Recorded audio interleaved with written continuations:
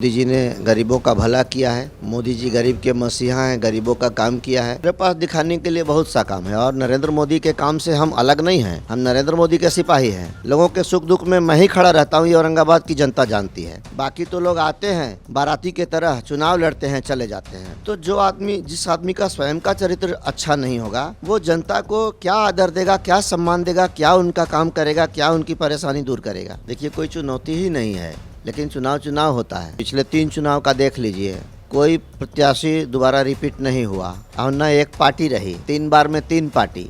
तो चुनाव का परिणाम कुछ भी हो, आप जनता के बीच रहिए, उनकी सेवा करिए, उनके सुख दुख में आप उनके साथ खड़े रहिए। मोदी जी की योजना हो, अब मेरा प्रयास हो, दोनों एक ही है। औरंगाबाद से एनडीए प्रत्याशी सुशील सिंह इस वक्त मेरे साथ बातचीत करने के लिए है। सर, क्षेत्र में घूम रहे हैं, लोगों का क्या प्रतिक्रिया है, रिस्पांस कैसा मिल रहा है? बहुत अच्छा रिस्पॉन्स है, लोगों में बहुत उत्साह है। पूरे जोश के साथ लोग मतदान के दिन का इंतज़ार कर रहे हैं कि कैसे 19 तारीख आए कि हम लोग कमल छाप के सामने के बटन को दबाएं। और लोगों का यही कहना है कि मोदी जी ने गरीबों का भला किया है। मोदी जी गरीब के मसीहा हैं, गरीबों का काम किया है। किसानों को साल में 6,000 रुपया जो सहायता राशि मिल रही है, अनाज मिल रहा है 5 किलो मुफ्त में हर महीने गरीबों को, और बहुत सारे गैस मिला, घर बना, शौचालय मिला, बिजली रहती है, सड़क अच्छी है। तो फिर सरकार से यही अपेक्षा रखते हैं लोग, और यही कारण है कि माहौल बहुत अच्छा है, लोग उत्साह में हैं। और वो लोग पूरा माहौल राममय है, मोदीमय है। इसलिए अब तक कांग्रेस पार्टी थी, अब आरजेडी है, तो चुनौतियाँ बढ़ी है या कमी है? देखिए, कोई चुनौती ही नहीं है, लेकिन चुनाव होता है। कोई चुनौती ही नहीं है। हमेशा बदल के प्रत्याशी यहाँ और बदल की पार्टी यहाँ आती है। पिछले 3 चुनाव का देख लीजिए, कोई प्रत्याशी दोबारा रिपीट नहीं हुआ और न एक पार्टी रही।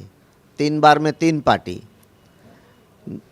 तो हर बार ये लोग आजमाते हैं, कोशिश करते हैं और पुनर्मुस्को भवन होकर चले जाते हैं। दूसरी बात यह है कि जो प्रत्याशी चुनाव लड़ने आते हैं, वो प्रत्याशी का काम केवल इतना ही नहीं है कि जब आप राजनीति कर रहे हैं, आप सेवा के क्षेत्र में हैं, तो चुनाव का परिणाम कुछ भी हो, आप जनता के बीच रहिए, उनकी सेवा करिए, उनके सुख दुख में आप उनके साथ खड़े रहिए। लेकिन ऐसा कभी नहीं होता है। हर परिस्थिति में, चाहे मैं सांसद रहूं, विधायक रहूं, ना भी रहूं, मैं ही यहाँ रहता हूँ लोगों के बीच में। लोगों के सुख दुख में मैं ही खड़ा रहता हूँ, ये औरंगाबाद की जनता जानती है। बाकी तो लोग आते हैं बाराती के तरह, चुनाव लड़ते हैं, चले जाते हैं। फिर इस बार भी ऐसा ही होने वाला है। क्या लगता है, चूँकि आप नरेंद्र मोदी कामों का उल्लेख कर रहे हैं, सुशील सिंह के पास दिखाने के लिए क्या है? मेरे पास दिखाने के लिए बहुत सा काम है और नरेंद्र मोदी के काम से हम अलग नहीं हैं। हम नरेंद्र मोदी के सिपाही हैं। इसलिए ऐसा नहीं है कि नरेंद्र मोदी का काम अलग है और सुशील सिंह का काम अलग है। लेकिन अगर केवल सुशील सिंह की ही बात करें तो चले जाइए, मेरे क्षेत्र में घूम लीजिए। मेरे क्षेत्र में और जगह के मुकाबले, और ज़िलों और संसदीय क्षेत्रों के मुकाबले कम काम नहीं हुआ है, अधिक ही होगा। और हर मामले में, सड़क के मामले में, LWE में गांव-गांव डबल रोड के मामले में, पानी के मामले में, बिजली के मामले में, सिंचाई के लिए जो योजना 40-45 सालों से बंद थी, मृत प्राय हो गई थी, उसका नाम कोई नहीं लेता था, हमने उस परियोजना को जिंदा किया मोदी जी के प्रयास से। और उसमें मोदी जी ने 4,078 करोड़ रुपया दिया 2 बार करके, जिसमें काम लगा हुआ है। तो मोदी जी की योजना हो, अब मेरा प्रयास हो, दोनों एक ही है।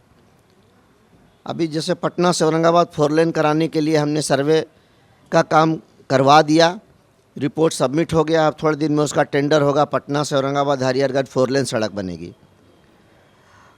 मेरे ही कार्यकाल में औरंगाबाद में केंद्रीय विद्यालय भी खुला।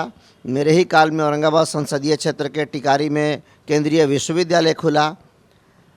औरंगाबाद में 35 करोड़ रुपए की लागत से जिला अस्पताल 8 तल्ला भवन बन रहा है।